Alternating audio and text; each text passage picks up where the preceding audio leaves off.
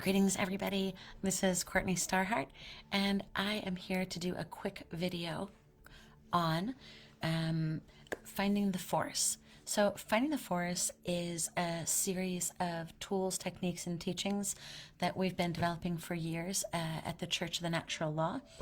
It's a series of teachings that can help you every day to get into a better and better place. It's just like expanding your capacity to lift weight. In order to get stronger and be able to lift more weight, which is great when you need to be able to lift something, right? You need to do your spiritual push ups. So, the first thing is we recommend that you do this 5 minutes every hour. Rather than trying to cram an entire hour in at the end of a tiring day or in a busy time for you, when you might have other obligations like family or a long commute or all kinds of things, right? People have other commitments at the end of the workday. So, my most frequently heard obstacle from my clients when I'm training them to get ready for retreat is I don't have the time. But what they really don't have is the proper habits built in. So, the first thing that we do to train our clients is to show them the concept that you are more than just one thing. So, I'm going to show you this tool that we use that we call the medicine wheel. It's a lot like a compass. So when people come to our retreats, we do a lot of training. We do a lot of time processing, getting to know each other, taking nice long walks. But the basis of everything that we do is the medicine wheel. Now, you ask, why am I holding up a compass as I say the words medicine wheel? And the reason why is because we have 4 directions on the compass and we have 4 directions in the medicine wheel. On this continent here, in what was once known as Turtle Island, it was called the medicine wheel. Anything that heals is medicine, and the wheel was considered extremely sacred. So, when we speak about the medicine wheel, it means a circle that has these special capacities to heal.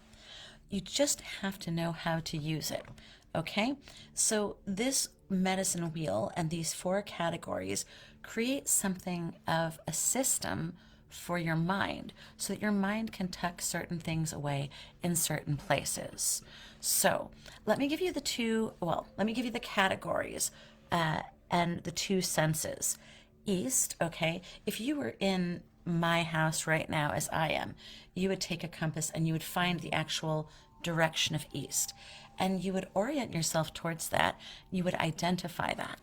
The first thing that does is help people to actually locate themselves in the space-time continuum, because most people are so far up in their heads, worried about their stress or concerned with other things, constant mental chatter and anxiety. People aren't plugged into where they're actually at. So the first aspect of this is we're going to physically plug you into where's the direction east. In my house, the east is that way. You can see the setting sun coming from over there in the west. So that's how we know east is where the sun rises and west is where the sun sets. Okay, once you've got that, then you can easily find the north and you can easily find the south. You want to orient yourself in your surroundings as the center of this kind of 4-part cross, an equilateral cross. In Christian traditions, a lot of people refer to the stations of the cross. It's an equilateral cross, just like the medicine wheel. We can find this system all over the world. So this little system doesn't belong to anyone. It actually belongs to the planet and belongs to the people as a powerful tool to help yourself stay oriented and to navigate eventually in the spirit world. If you're looking to do a plant medicine retreat or you're currently working with plant medicine, I highly recommend grabbing the manual. I'm going to put a link below to the manual that we gift to our clients. It's $2.99 on Kindle. You can blow through it in about an hour, but it's an amazing resource where you can go into depth and get exercises about how to actually apply the medicine wheel to your life. So, as I said, east is that way, that is fire. That's where the sun rises every day. So we label that fire. South is earth. We label that earth because south is right beneath our feet and north is air. And that's the direction of thought and mentality, just as the earth is your physical body and the east, fire, is your purpose or your vision for this life. West, balancing out the east, as fire, west is water, and this is emotions. So, once you learn how to work with the system and dive deeper into it, you'll see that you can apply it to anything to really simplify, balance, and kind of cut away any junk that you don't need in your life. So, like I said, I'm going to post a little link to Amazon in the comments below. But for now, you know the basics of the medicine wheel. We always begin our ceremonies and our gatherings and our meetings of any type with the East. We honor the East as many people do in the world because this is the place where sun rises. The sun gives life to things, and the sun is the beginning of things each morning. Traditional people around the world often get up before the sun and do sun salutations, as in yoga, or as some type of recognition of the blessing that this is, that we have another day. You know, you don't just take it for granted. So I wanted to share that with you. East is the beginning. East is where we do greetings and we discuss what kind of the vision of a meeting is. A lot like Joseph Campbell's hero's journey, where there's kind of an arc of the story and there's this place of resolution at the end where you've gone through a process. The medicine wheel also provides that type of magic where you know the dance steps of this type of affair that we're going through, whether that's a meeting, it's an evaluation for an incoming client, or it's you going out into the world and learning how to balance yourself.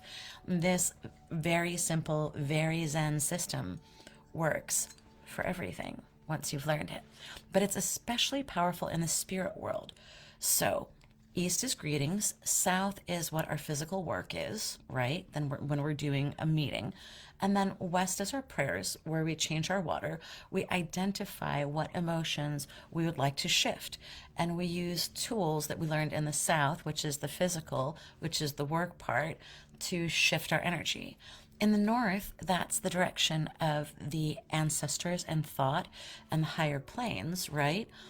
We come to the north and we say thank you for the changes that have happened, and we solidify and concretize what our steps are to actually make a shift in the real world. So that may be a little bit complicated the first time you hear it, but I got a lot of requests yesterday for me to go into more detail about what is the medicine wheel. Now we're gonna take it for a spin, okay? So we're gonna start East. We're going to talk about the purpose of what we're doing here. With Finding the Force, we are doing a series of teachings to elevate consciousness. You have to do these practices repeatedly. You can't just come, well, you can just come to retreat and pray for the best. And folks, many people do that. But the problem is then you get to retreat, especially if it's ours, and you haven't done your work and other people have. And it's kind of like showing up to band practice or not showing up to band practice.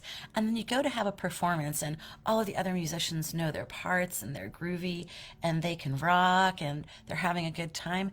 And the dunce who doesn't know their part looks like a fool because everyone else has done their work.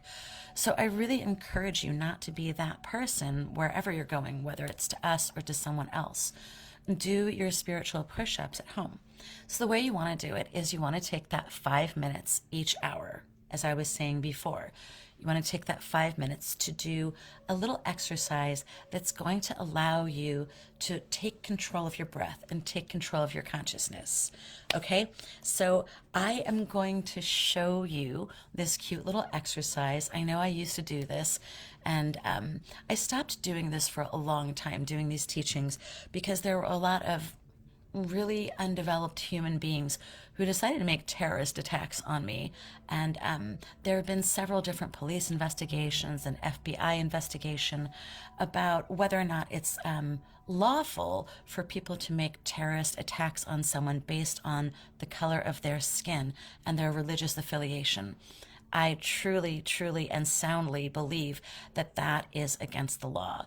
So people are looking into it. I feel safe again now, and I feel like I can start making these broadcasts and sharing the things that I've learned during these years of having to be very, very strong and resilient in the face of thousands of terrorist threats on our organization. So I feel all warriored up now. I feel safe. I feel strong. And I want to share these techniques with you. I want to go back to building community the way we always have done. And let's face it, after COVID, we all really need that. I think COVID was really fracturing to a lot of us. I think it led us to start having a mistrust or a fear of others. I think that that was part of something that really broke down, and then our disconnection by being forced to isolate. So there was no one unaffected by COVID, and now we're all recovering from it. And I'm excited to be back and be able to share some little techniques. So let's get on with it, right? We're going to use the breath as always. The breath is your way to control the central nervous system. It's the back door. When you take control of the autonomic functions that are being controlled by your autopilot in the amygdala, when you take control of that, it's like stepping into the pilot seat again. And you're saying, I don't want my plane or my vehicle to be on autopilot. I want to take control of my destiny. And the way that you do that is through the breath. And I know it sounds crazy that something that's just so omnipresent, it's something that's just always there. The breath is always there. Well, the breath is life, right? The breath is the thing that if you lack oxygen, that's the quickest way to end your organic life here. You can go for days without water. You can go for weeks without food, but you can't go for more than a minute probably without air. But you don't realize it because your body controls it in the autonomic functions. However, when it's controlling it, it's probably not controlling it at the deepest level and giving you really deep, oxygen-rich, exhilarating, relaxing breaths. You're probably shallow breathing because you're probably METSA triggered, which means that you're in a mild to grave state of fear. And being triggered means that the lizard brain takes over everything and you kind of are just a passenger while that thing takes control of the autopilot. So the quickest way to take control of your life, believe it or not, is not to try to tell somebody else what to do or how to do it. It's by taking control of your own autonomic functions, by taking control of the breath. Now, this exercise only takes a few minutes, but if you're still here with me or you're watching this and you're interested, this is the most powerful tool you have right now to be able to take charge of your life. And your capacity to automatically breathe deeply and to automatically stay in a more and more relaxed state, even in the face of threats, real anxiety, real problems. We're all under a lot of stress right now in the world, and the way out is through, okay? You're not going to get up and out to the world that you want by tucking yourself in and being afraid. That is going to limit your ability to think. Fear is the mind killer. And when we get past our fear by taking control of our breath, our entire human existence changes. More than one brain comes online, your frontal lobe, all kinds of glands in the center of your brain, as Joe Dispenza is talking about, are activated. And you become a different order or a different level of human being. You become connected to the force, connected to your higher power. So if you're watching this, I really encourage you to get comfortable. This is only going to take a couple of minutes, but we are going to start by taking 10 long, deep breaths, inhaling up and exhaling down. Now, I want you to get used to timing this. The best way that you can have accountability for your practice and the best way to make your practice consistent is to have accountability, and that accountability comes from writing things down.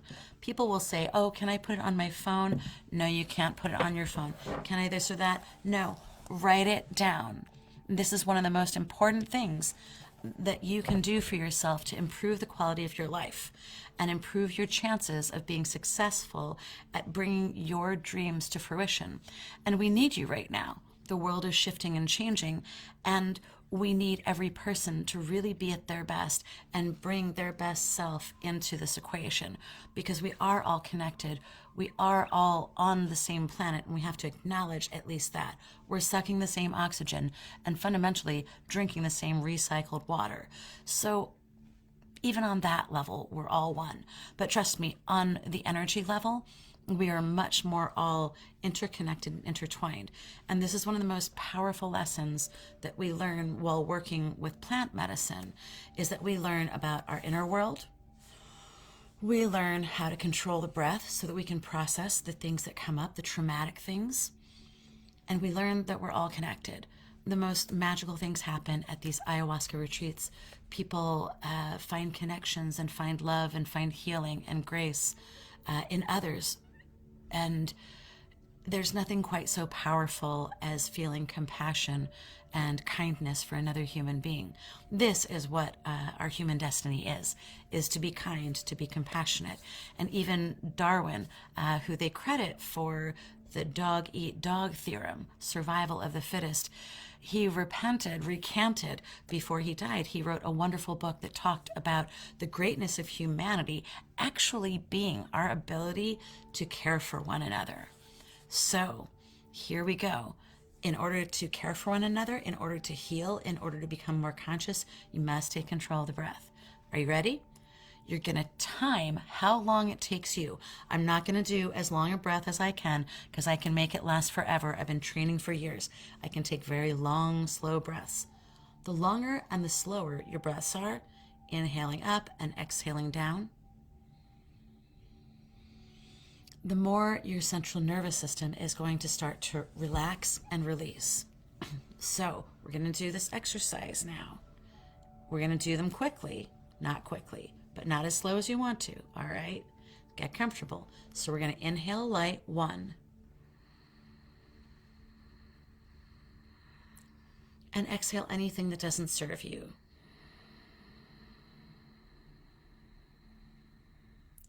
Inhale light. Exhale junk. 2. Each time slower and slower when you're practicing this on your own. Each time slower and slower.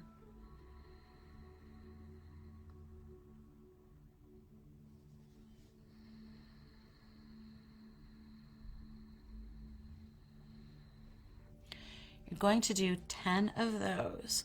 And when you're completely relaxed, then as kind of an energetic spiritual candy, something that's fun, something that's playful, and takes us back to the happiness of being a child, we're going to do this Roijibuv exercise. So fundamentally what we are is light, slowed down, congealed, like little dew droplets, crystallized into the physical plane.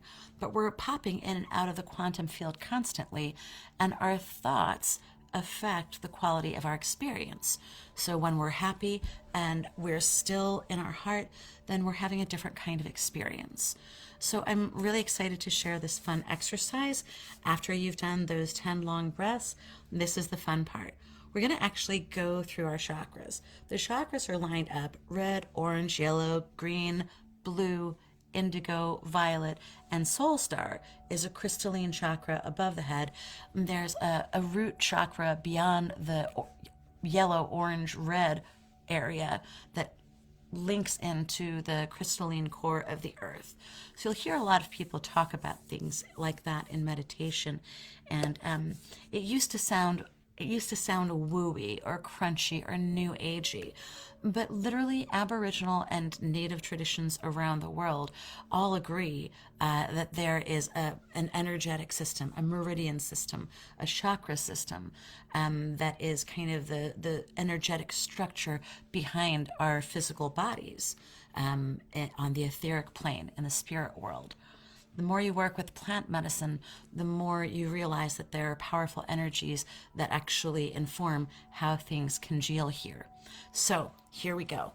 We're going to go red, orange, yellow, green, blue, indigo, violet, and clear, soul star. All right, so we're going to inhale light, but this time it's going to be red light. And you're going to go through your fingers like this, okay? Twice. Red. All right, so we're going to inhale red light. You ready? First finger, index finger. Inhale light. And exhale junk. Now inhale orange, orange light. In through your crown, all through your body. Allow it to circulate around in a way that feels good to you. Just play with it and have fun. They can't tell you that you're not allowed to have fun in your own mind.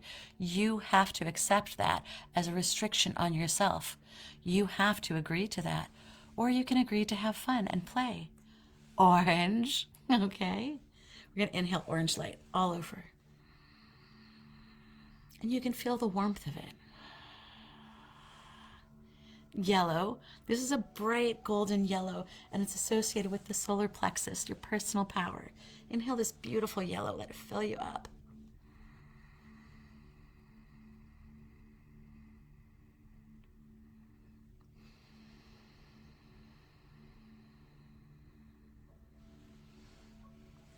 Now we're going to move on. Roy G. Biv. Red, orange, yellow, green. The heart chakra. Bright, beautiful green.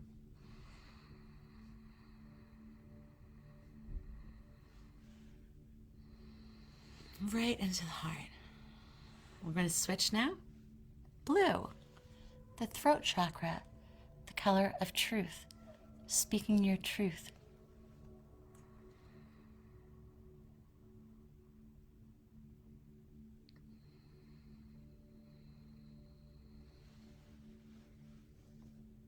Indigo, the third eye. Breathe in indigo light, let it circulate everywhere.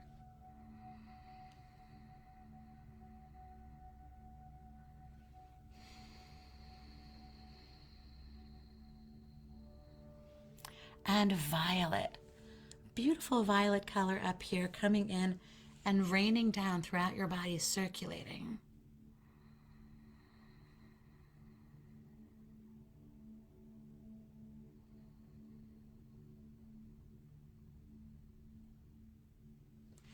And finally, a crystalline color, diamond color, coming in from the soul star, about 8 to 12 inches above the head. Lights up your entire energy bubble.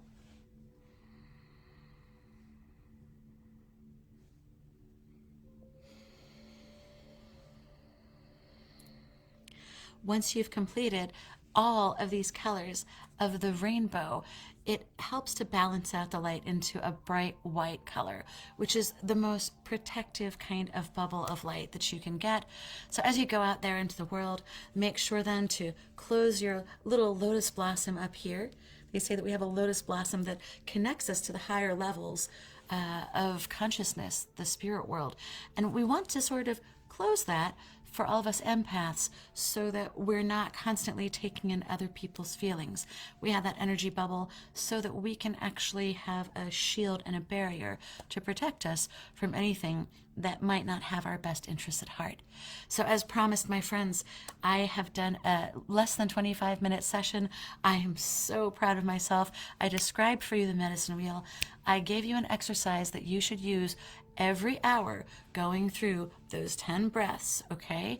And if you want to add in that fun little exercise with the rainbow colors, even better yet. Otherwise, if you would like to meet me or you would like to meet any of these wonderful community members that you're starting to see on Facebook, we are in New Mexico coming up from the 24th to the 26th. We'll be doing this training live, and we will be teaching you how to work with psychedelics, how to work with drumming, how to work with all different kinds of modalities, breathwork, yoga, conscious walks, conscious writing, all of this great stuff, so that you can be the best version of you and find the force so that you can connect to your personal power and bring your beautiful destiny into the world. What else is there, friends? Okay, bye for now.